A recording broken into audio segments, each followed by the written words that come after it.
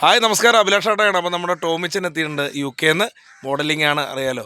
നടനാണ്, അതിലുപരി mimicry, singer, എല്ലാ രീതിയിലും നല്ലൊരു കലാകാരനാണ്. അപ്പോൾ എന്നെ ഒരുപാട് ഇഷ്ടമാണ്, അത് സത്യമായ കാര്യമാണ്. അപ്പോൾ ഇദ്ദേഹം ഇപ്പോൾ എന്തോ എന്നെക്കുറിച്ചൊന്ന് പറയണമെന്നുണ്ടെന്ന് പറഞ്ഞു. അപ്പോൾ എന്താണെന്ന് നമുക്കൊന്ന് കേൾക്കാം. എന്താണ് മാഷേ പറയാനുള്ളത്?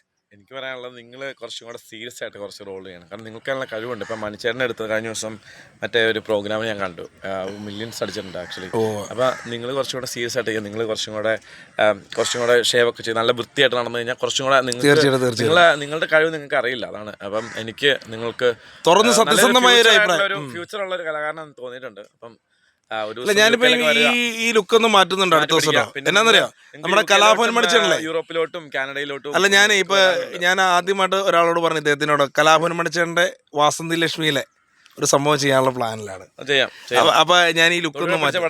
അതന്നെ. അപ്പൊ ഈ ലുക്കൊക്കെ ഒന്ന് മാറ്റും. അപ്പൊ അതിനു വേണ്ടിയുള്ള ശ്രമമാണ്. ദൈവത്തിന്റെ അനുഗ്രഹം കൊണ്ട് അത് ക്ലിക്കായി കഴിഞ്ഞാൽ ഒരു വിജയം തന്നെ എനിക്ക് നേടാൻ പറ്റും. അതന്നെ. വാസന്തി കൊച്ചടം പോവാ, തോമസ് സാറ് പാവാ, ഹാച്ചന്തി അല്ല ഇതാര് തോമസ് സാറോ? തോമസ് സാറ് വന്നോ? എൻ്റെ വാസ്തിൻ്റെ പോസ്റ്റ്മോർട്ടത്തിൽ നിന്ന് വെട്ടിക്കിരാട്ട് തന്നിനി ഞാൻ എങ്ങനെ നന്ദി പറയണ്ടെന്ന് അറിയില്ല.